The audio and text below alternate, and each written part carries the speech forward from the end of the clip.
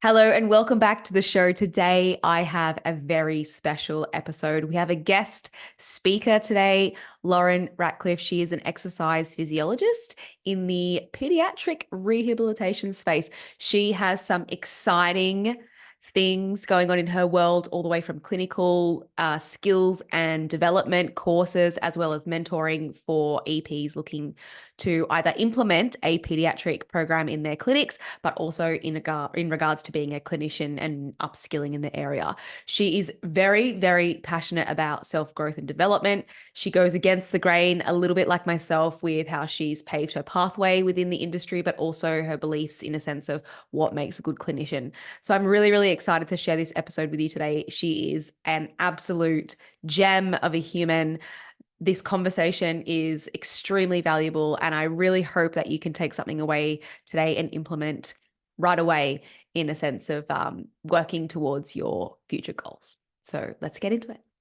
Hello, Lauren. How are you? Good. Thank you so much for having me on here today. No, thank you for coming on. I'm so excited to talk to you today because I feel Mhm. like a lot of stuff for us really resonates in a sense of like our values and how we run our businesses and what we do for work and things like that. So I'm sure everyone listening is going to get a lot of value out of today's conversation, which I Mhm. think is exciting.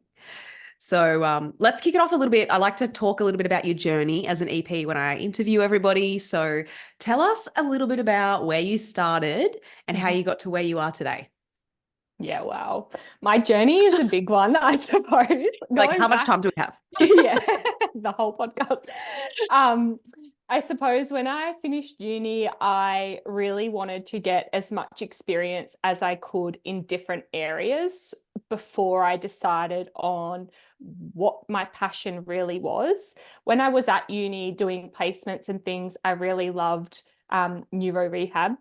And I always wanted a hospital placement, but never actually got one. Hmm. And so when I finished uni, I first started working in a private practice and also at a hospital in Melbourne as an AHA. And whilst I was doing that, I was also teaching a third year subject at a university in Melbourne as well, which Oh. is, I suppose, where my teaching and like passion for helping others become the best version of Mm. themselves really started. And then that progressed into me working as an EP in the hospital setting, major rehab hospital in Melbourne. And I was actually covering the senior EP for a significant amount of time. And that was quite a steep learning curve because obviously I was a new grad and also then I was supervising Mm. students and then also doing initial assessments and hydro. And in the hydro pool, there was multiple neuro clients in the pool at once. And so you definitely learn to, I suppose, sink or swim and They just throw you straight in. throw you straight in the deep end. And it Yeah. was honestly a really amazing experience. I loved working at the hospital. I got to work with some amazing senior clinicians and also senior physiotherapists Mm. in the research space, and also realized my passion for neuro rehab around helping people learn to walk again, or there was a return to running program and things like that. And so from there, I really wanted to continue working in that space, but then I found a pediatric job and I love working with kids. I had always, growing up, always gotten on well with kids and doing internship. I'd previously done an internship for a school for at-risk kids, and I really Mm. enjoyed that aspect. And I was like, wouldn't it just be amazing if I could bring this whole neuro rehab space into the pediatric field? And so from there, I left the hospital and started working full-time within the pediatric space. And I really learned so many things. and realized the parallels between neuro rehab and also neurodevelopmental conditions. And I worked in that private practice for about 18 months, which Was this like amazing. multidisciplinary practice, or It was it like a was EP specific or? it was a physio and an EP practice. Okay. So there was some level of multi-dis. We did sometimes case conference and work within the whole team, the whole care team of the children we were working with, but primarily it would be physio and EP. And I suppose from there, I was training junior clinicians, and also once I had really realized my depth of scope and really understood how much knowledge I gained from the hospital and how I could transfer that to the pediatric space. Yeah, I was helping junior clinicians upskill and refine their skill set, and also helping students as well. I suppose on that journey, I definitely realized and was tested in my capacity to be supported in the space and have really solid supervisors and leaders that were able to support me and also support me to grow. And I really learned such a hard way that when you don't have people supporting you, it can really affect your mental and physical health. And it actually did. I became quite ill, to be honest. Oh, I had really? lost quite a significant amount of weight, and it impacted my mental health to the point that I decided that I needed to resign. Oh, So wow. I resigned from that job, and I took some time off, and then realized that I was still so passionate about the pediatric space, and I was here to advocate for the profession and also be the role model that I needed when I was younger, but also the previous versions of myself. And so from there, I started applying for jobs. When they weren't advertising for an EP, I started reaching out to clinics across Australia to ask them about, have they thought about having an EP service in their pediatric space. And so Yeah, wow. it was an amazing opportunity. This clinic that hadn't even been applying or hadn't even been advertising for an EP actually gave me an opportunity to set up a service for their practice. Oh, And that's so cool. yeah, it was really cool because I was able to further implement everything that I have done and also be in a position where I could help other people learn and grow. And so from there, I continued my role in that aspect, but then also started my own business, mentoring other clinicians Australia-wide. And that's where I am today. I work in my own business full-time as a therapist, but primarily as a mentor and a leader doing clinic consultancy for other clinics around Australia that are really passionate about creating that depth and impact within their service and being able to work within the multi-dis team and also implement pediatric services.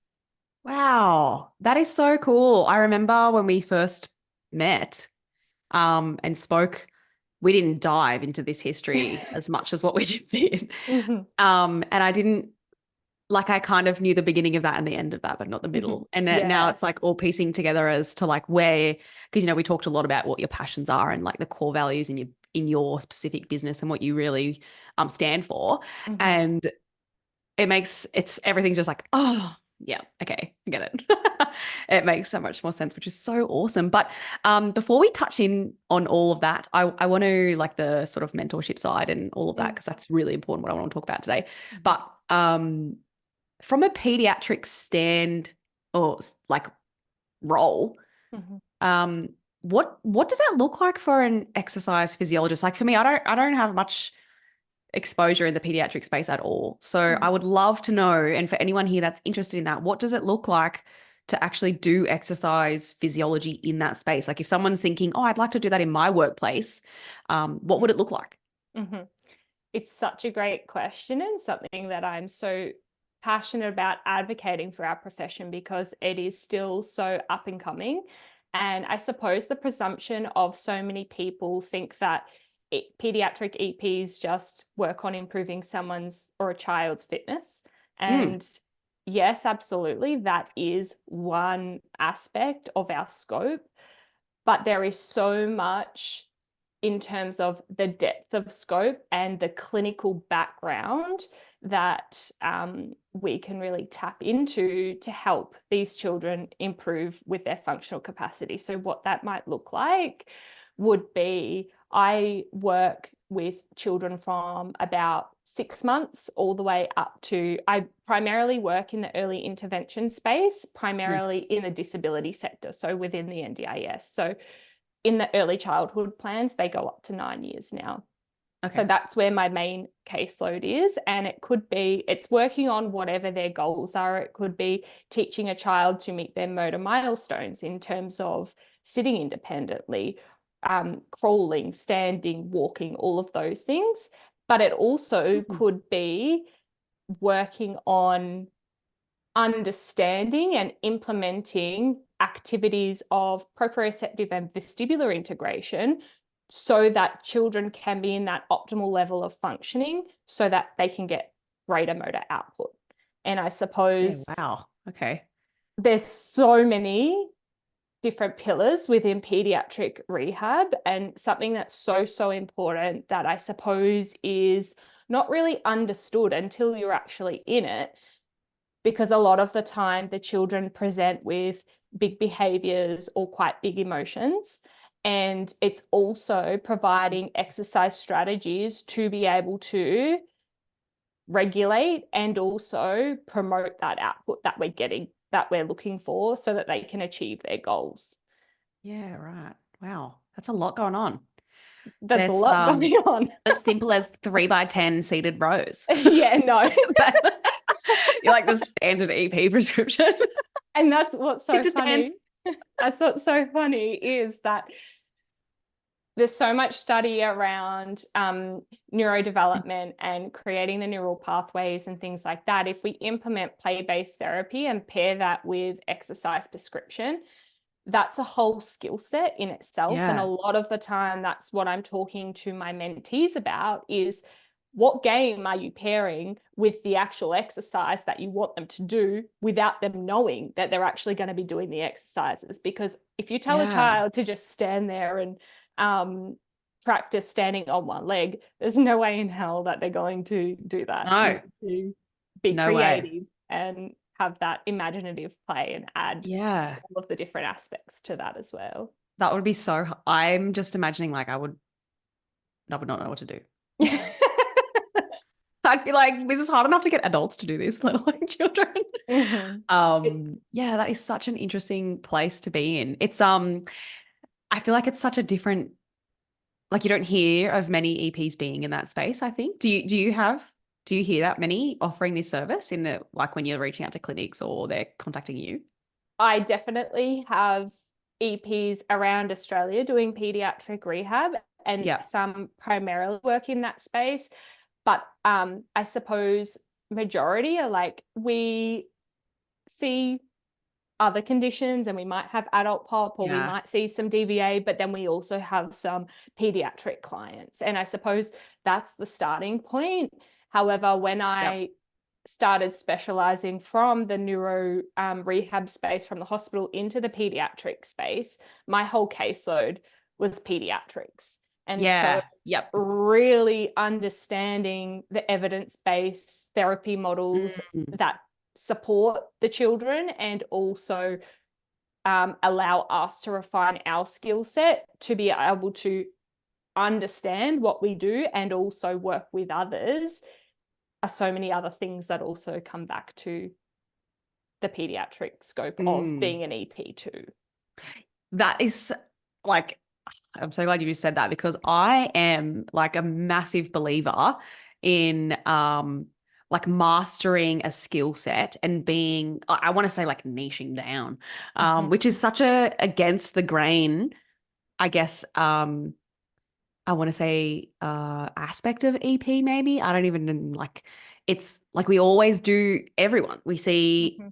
a range of different people, which I guess is also what makes it exciting sometimes for people is that they do have a variety of clientele. But I know Mhm. that initially when I would do that work, even just in women's health, Mhm. there's so many different things that you have to be up on and understand and know, and the Mhm. depth of knowledge just isn't there. So Mhm.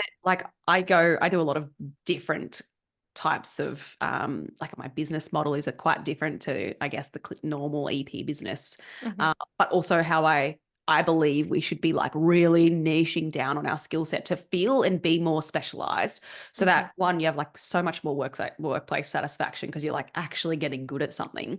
Mhm. But just because we also don't, you can't get that depth of knowledge if you're just trying to stay on top of everything. It's so surface level, and I think you sound like you feel the same. 100%. I totally agree with that. And I think the conception around working within pediatrics is that it's so niche. And yes, it absolutely is so niche. And within that, there's also so many different things to be Mm, across and so many presentations. And like anything, a child might present with a pathology or a diagnosis, but they present completely different from child A to child B. And mm, having the capacity to have so many different exercise strategies within your toolbox takes time to master. And I suppose that's why I'm really passionate about that in terms of implementing pediatric services and creating that new standard level of pediatric rehabilitation within the in the EP scope mm. because it's just not there at the moment. Oh, I can completely understand it and relate that to women's health. Like, Mm-hmm. even everyone's like, oh, women's health, you're too niche. I'm like, but in women's health, there are like completely different areas of women's health. And then, Mm-hmm. like, for me, it's like pelvic floor health. I'm in much more in pelvic health, but that even looks like the difference between postnatal recovery, prolapse. It could be something like pelvic pain, it could be pelvic floor tension based issues, or like, even that is like so many different, niches that you can go down, I guess, in that sense. And it is like you cannot master clinical prescription from, initial consult to, I want to say, like discharging them from whatever Mm-hmm. your care model looks like Mm-hmm. without a lot of repetition with multiple different people with various presentations of what that looks like and then having different strategies to even execute your prescription. It's like Mm-hmm. that comes with years of practice on the same thing. And if you're only seeing like one or two people a week in that specific space, and then the Mm-hmm. next client that you see in that same genre isn't for another 3 months later, you're like, oh, what do I do again? Mm-hmm. How do I do that? Or I don't really know if I didn't really get the outcome from the last person that I Mm-hmm. hoped for. So like, what did I do wrong? And there's just not enough exposure. So I can see the parallels there so much. There's so many parallels. And I think also with that as well, it's why I'm so passionate about upskilling other clinicians within that space. And it's partly the reason why I created my foundation certificate, because that is everything that I needed Hmm.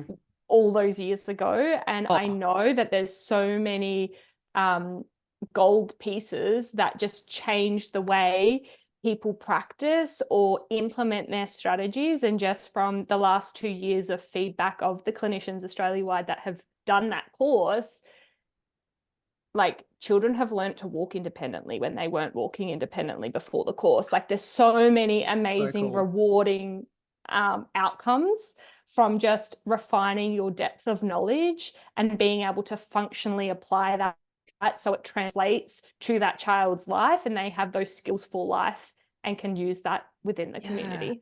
And like we talk so much about like, especially in the adult space where it's like, okay, we're doing this work now with this person because they are at higher risk of these other problems later on in their life because of health markers now. And it's like, what does that have a big layover in pediatrics? Like all the stuff that you do now, is that like, is there research that says well, if we master these at certain age groups or they whatever, I'm like throwing out things here that I think is probably the Yeah. answer.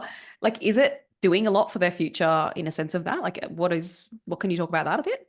Absolutely. When you work in, as I mentioned, I primarily work in the early intervention space because the level of or the capacity for a child to create that neuroplasticity and really create those new neural pathways, there's a lot more potential within early intervention compared to after that early interventions phase. And so that's where you see some of the greatest results. And talking about different therapy models, if we're doing intensive therapy, a 3-week intensive, there's evidence to suggest that that creates results of a child from 3 weeks if in intensive compared to regular therapy models that they would have to work for a year to get that same result. Really? Like regular therapy is in like a weekly consult or something? Yeah, so if they did 1 hour a week for a year, compared to doing an intensive therapy program where they come 3 hours a day for 3 weeks, they Wow. would get the changes from in that 3 weeks As from the opposed to a year. year. Yeah, Wow. I yeah. mean, it makes sense from like a adaptation point of view, or when you're doing like neuro work, Mhm, right? Like you're mhm, doing a lot of neural stuff, but that is so crazy. So what would like when you say early intervention, mhm. what does that mean in regards to not being early intervention? Can you give I us an sup example of like what would come to you and what would mean early intervention? mhm. So I suppose within the NDIS space, which is also a really interesting space because once a child's 9, their disability doesn't go away, which is really Yeah. interesting because often the funding required based off the diagnosis or their presentation, there's a mismatch there. Yeah. However, the early intervention, it would be those first, as NDIS say, the first 9 years of life, but then also I look at it as whether a child has active therapy goals or their maintenance therapy goals, because there becomes a Okay. point in time if you have a child that presents with cerebral palsy or like just say grade 3, 4, or 5, where they're primarily using a walker or a wheelchair, there's a level at which we're not progressing them to achieve walking, running, jumping, all of those things independently. We're working on things so that they can maintain their physical function Mm. now so Yeah, that okay. they don't decrease from sedentary behavior of being in a wheelchair compared to being able to stand independently, if that Yeah, makes okay. sense. Yes, yes, I understand what you mean. That makes it's funny when you have no idea about the industry because like I'm imagining it, but it's probably completely wrong until you clear it up and then I'm like, oh yeah, okay, that makes sense. It's That is such a it, cool space. yeah, there would be absolutely parallels with like the neuro space in adult pop in terms of progressive diseases, Mm, yep. MS, muscular dystrophy, things like that, where you're stopping or slowing the progression of the disease Yeah, okay. compared to actively working on achieving, they're all achieving goals, but it's just the different ways to look at it and the different ways and the skill set you have to be able to identify those goals and identify the type of therapy that is needed, because I'm really Mm. passionate about it's about the right therapy for the right child at the right point in time Yeah, and okay. how we all work together, not just Yep. me, like not just EP, but speechy, OT, psych, all of those things. Yeah. That's really really, really interesting space. You've taught me a lot about that already. Hopefully everyone listening is like, wow, mind blown. I hope Um, so. It's sometimes you often forget at what point you learn the things along the way. And yeah. it's not until I speak to someone, either a mentee or someone else, that I'm like, oh, actually, yeah. people don't know those things. Yeah, I have no idea. Here's me being like, so you're helping kids get fit. Yes, With and obesity on the all of rise. these things. It's actually way more than that. That is so cool. So I know the other side. I like to talk about the other side of being like exceptional at your practice and Mm. being a master of your skill. Mhm. And I think it's a little bit more outside of the clinical side, clinical skill set side, but it's more about establishing a lot of like soft skills. Mhm. And like you said, being able to identify different things. And sometimes I believe that comes from a lot of like self-development type work. Mhm. So I know that you are actually quite passionate about the leadership side and diving into that as like upskilling in that type of area too. So can you talk us through maybe how the leadership side or the self-development side of, I guess, doing that type of work and Mm. upskilling there has played a role in your career specifically? Mhm. 100%. It's a great question. And it's really interesting because where do I start? I feel like Mm. self-development or the personal development world has changed my outlook on my own life, but the translation of that skill set that I've really learned has changed who I am as a clinician as well. And I Yep. suppose the root of personal development comes back to nervous system regulation. And within the pediatric space, nervous system regulation is pivotal because a child needs to be within an optimal level of functioning to be able to do anything you're asking them to do. And I suppose something that I always hone in on to my mentees is the more that you can regulate your own emotions and have the capacity to hold yourself in that, the greater capacity you have to hold others. And I suppose that is a massive pillar when it comes back to leadership and also supporting other clinicians in the field or in the allied health space. Because if you can't step out of your own story and your own ego and hold someone else's emotion when you might internally be having a reaction as well, you're just projecting your thoughts and views onto that person. And so being able to really have the capacity to hold the duality of both things at once so that your mentee or your clinicians can actually get what they need in the moment is really, really powerful. Yeah. Yes. That this blew me away with that answer. Your ability to verbalize this is actually insane. Like, Thank you. I think about how I would have answered that question, and your answer is so much more clear than mine. Um, but I think that that's what it comes down to, right? Like, even just that, like being Mm-hmm. able to actually verbally communicate well, as part of that, hold the space for whoever it is that you're holding space for. Um, Such an important thing. I could not agree more with being able to do the work on yourself in order for it to translate into practice. I believe that a lot of my ability to help my clients and even inside the mentorship for me is coming from a place of like work I had to do on myself as a human Mm-hmm. to be better, I guess, Mm-hmm. and get through some like more tough times, I'd say, in life. Mm-hmm. And it has directly impacted my role as a clinician. And I don't think you are aware of that until you kind of come out the other side and you're like, wow, I did a really good job at like leading that person, or holding space for that person, or allowing them to express what emotion that is without sort of like stepping into it.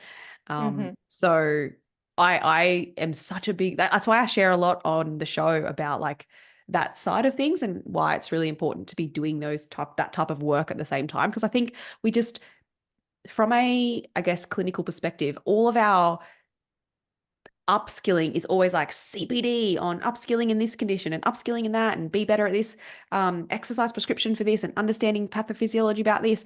And I feel like that's only half of what we do. Mm-hmm. It's life skills, and that's the thing, right? Life is life is inevitable. Like Mm. shit times always happen.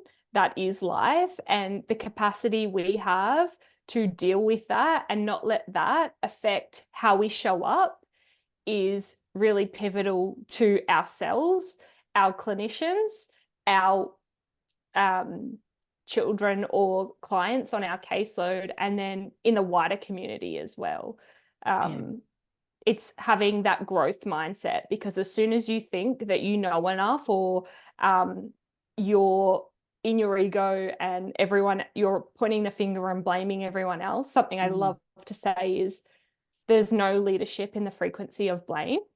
And that comes back to being able to self-reflect and also have an open mind to be reflected back the areas that you can improve as a clinician and as a person. Yeah, really powerful, I think, especially if I care about being a good clinician, I guess. If you don't, absolutely. I guess then you're probably not listening. Don't worry. Those people probably aren't listening to this show. Because I'd be like, that chick just jabbers on about self-development. But I think it's so important, which actually I think is also so important. And you've touched on this so many times just in what you just spoke about, is that those upskilling or that upskilling in leadership and growth in general is so important in many factors. Like as a clinician in regard to your clients, like we have to lead our clients as clinicians. That's exactly what we do basically. But it's also so important as a senior clinician when you have juniors underneath you, whatever they're, whether they're physios, EPs, trainers, AHAs, whatever it might be, but also then as a clinic owner and a boss, like all of these different levels in life or your career, that skill set is so, so important. So I think I'd really love to touch a little bit more on like the clinic owner side and why upskilling in that area, or more senior clinicians in whatever that, whatever the business structure looks like, I guess, and why that is actually so important for both like the clinical practice side, but also from like business success as well, right? 100%. The first thing I would love to speak to is having a title doesn't make you a leader. It doesn't make you a great leader. And often within companies or corporations, it's the amount of times someone's been in a job that gets them the promotion rather than their skill set of what they display and their leadership capabilities. And I suppose that is something that I am really, really passionate about, and probably learnt through my own really hard experiences of what it looks like or what it doesn't look like to be an amazing leader. And I suppose a pillar of that is, and one of my highest values is integrity, and developing that in terms of my words and my actions aligning so that I can create that trust within myself. Others in my vicinity can see that, and then they build that trust, and then trust obviously builds that connection and that safe environment to have those really vulnerable, and often as a clinic owner or a person in the leadership space, sometimes really uncomfortable conversations that are quite tricky to navigate. And so I suppose, that is something that I really pride myself on, and am constantly working and reflecting back whether I'm upholding that value, because at the end of the day, I want to be the leader, the person, the role model that I needed when I was younger. And regardless if I'm a clinic owner, a businesswoman now, and people listening to this as well, every single person, regardless of their role in life, is a leader in their own aspect. And the minute that you can actually see that to be true within yourself and reflect and be able to stand in that, is the moment that you actually start being the leader. Yeah. Oh, 100%. We never get taught, you don't get taught how to be a leader. Like no one goes, this is how you lead. Or I mean, some people do. Like there are great leaders who do that well and actually teach leadership. And I think that is an insanely important part of, I guess I'm looking at it more from like a business progression side of things, like if you've got team staff and team members, things like that, and having a great workplace environment where people want to be around there, they're progressing and growing as humans. And I think that that isn't something that, like you said, people just get the title because they've been there for 6 years and like, oh, you're the senior EP now because you've just been here forever and you maybe have a little bit more knowledge than the person underneath you. But the person underneath you could definitely be a better leader just from soft skills that they've developed, or maybe they're just doing a lot more work on themselves, reflecting on things. How can I hold this space better? And I think what you said in a sense of action and the words aligning. I'm a really big believer that you need to lead through action, because you don't follow someone that's not doing what they're saying. So I think the leadership space is so interesting because it's really lacking. It's a really big lacking piece in so many aspects. And I think if you have to dive into it and spend a lot of time on it to actually improve it.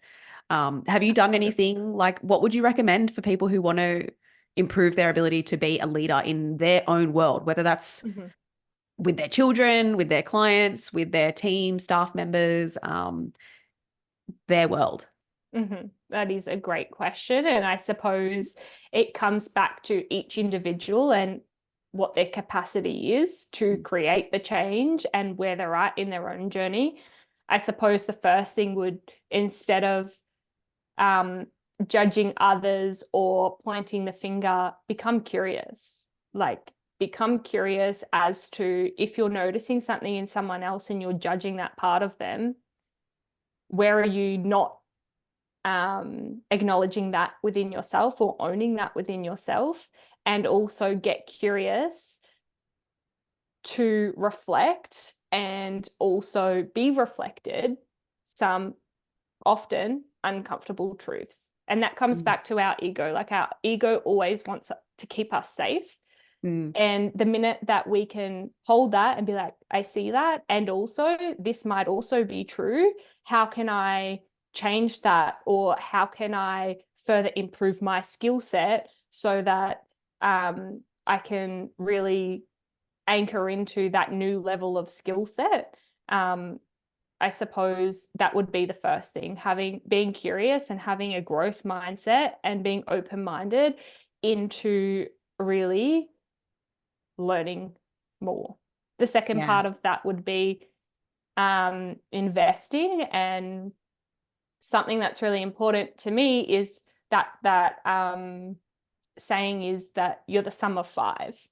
And so whether that's in the business clinical workplace setting or your personal life, it doesn't actually matter, because you're the sum of five. If you're surrounding yourself with people that aren't inspiring you to grow and to be a better person and create that impact in personal life and in business, then that's really an opportunity for you to look to, where can you be inspired? Where can you get into someone's world or invest, or really be opened up to a new world, I suppose. And that's where all of the work I've done through self-development has come from, really.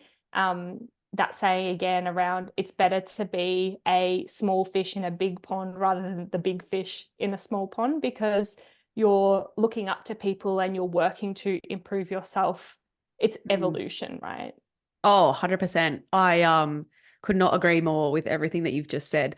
And I find that something that I think might be really valuable if you're listening to this and you're like, I don't have many great leaders around me or people that I feel inspired by, because I think for me, I've grown up pretty isolated in the EP world with colleagues or people in around me. And I found that even just tapping into people that maybe host podcasts that are in that self-growth industry, or something that you obviously want to aspire to, and being around that voice all the time. Like, you don't have to actually know the person and be talking to them all the time. It can Mm-hmm. even just be exposure to books and things like the podcast show or people that you're following that are on social media that are actually good. But even, if you're not really in a place to actually invest in something like a mentorship program Mm-hmm. or something that you're regularly in where you can be part of, there are so Mm-hmm. many other ways outside of that that doesn't look like just dealing with maybe your colleague who's not really into this whatsoever, but it's the only person that you have. And you're like, oh, Mm-hmm. well, where do I find this from? And Mm-hmm. I found that was something that really helped me in my early stages, like, fresh out of uni, have no one really around me. Like, where can I get this? I guess, where are my 5 people? Who are they? They don't have to Yeah. be people, because some people don't have that. And Mm-hmm. that's what I guess is what is that it is hard to sometimes find people who you can be around when you're in Mm-hmm. a world that might not look like what we might have access to at this point in our career, I guess. 100%. And on that, sorry, I just want to say one more thing is like social media is the greatest tool. Like we live in different states and we came across each other and Yeah. advocating for women in business and just got chatting, right? And Yeah. so that's the starting point, social media. Oh, I can't. Like, I am sure everybody here hears this in every guest episode. And I'm like, I met this person on Instagram. Because I'm such a like I'm not in the scene. I work from Hmm. home, like everything's online, and I'm on Hmm. social media a lot for business. And Hmm. I'm like sussing people out through Yeah. their social media pages. And then I think you actually approached me first, but I did follow you in the hope of being like, oh, pediatrics, this is cool. And I was like, oh, for a bit. And then you reached out to me. So, and here we are. And I think like I would like you would have never like you wouldn't have done that without social media. Like we wouldn't know each other and Hmm. have each other in our worlds now. Hmm. And now like think about, I mean, we're in our early days of friendship, but you just don't know what that's like. So I would really encourage, if you're listening to this, really dive into finding people that you can spend time with who Hmm. are, that maybe that little bit of ahead of you or inspire you or have skills that you are wanting to get Hmm. a hold of, and find ways to do that. So I know that you run your clinic, your mentorship is much more clinical based from a pediatrics perspective. Is that correct? I run the foundations course that I run Yep. is full clinical. Yep. However, the mentorship and the clinic consultancy offers that I have are based around not only clinical skill set, but leadership skill set as well and Mm. business structure. So there's more self-development within those Yep. areas. And that's more for something that you would implement within a clinic, isn't it? Yes. Yeah. But also So, in life, like if you're a mentor and you're wanting to upskill your leadership skills, yep. regardless of what profession you're in, but mainly within the clinical Yeah. Allied space. health, like health Yeah. space. Yeah. Yeah. Okay. I see what you mean. That's really great to know. So, I would also just like to touch briefly on for those who are listening now that are like, oh, I'm like keen on pediatrics, but I also want to be a leader. And I'm like really highly motivated after listening to this, which hopefully everybody is. I am. I'm like, man, I need to do some more leadership skills. um, what are your hot tips for progressing in your career? And that could be Mm. clinically, but also as a clinician in general. Give us 3 of your hot tips for progressing in your career? Mhm. That's a great question. Um, and I suppose the first one would be really find your passion, because there's nothing worse than working within an area and doing that mundane thing over and over again. If you're not passionate about it, it drains the soul from yourself and the spark from your life. And when you are passionate about something, you automatically give more and are more inspired to continue learning and to continue developing and growing within that space. So that would definitely be my first tip. If you're not sure, if you're caught up within the cycle and the hustle culture and work is everything, and I identify as an EP and you're not sure who you are outside of that, I would start to get curious and come back to that nervous system regulation and really filling your own cup up. And something I suppose is that I learned from really going through difficult experiences was every single person is so much more than just their job or just who they are in the 9 to 5. And it's developing areas of, I suppose, fun. Like, what do you do for fun and how can you implement those things throughout your day or your week so that your cup is full when you come to, or at least more than 50% full, so that when you come to work, you can work through that. You're not working from a cup that only has 5%, right? Yeah. We've all been And there. that, yeah, absolutely. And that's so, like, that's something else I'm so passionate about is, yes, I'm a business owner. Yes, I'm like an industry leader creating change within the space. And also I really value that balance in my life. And so many people think it's one or the other.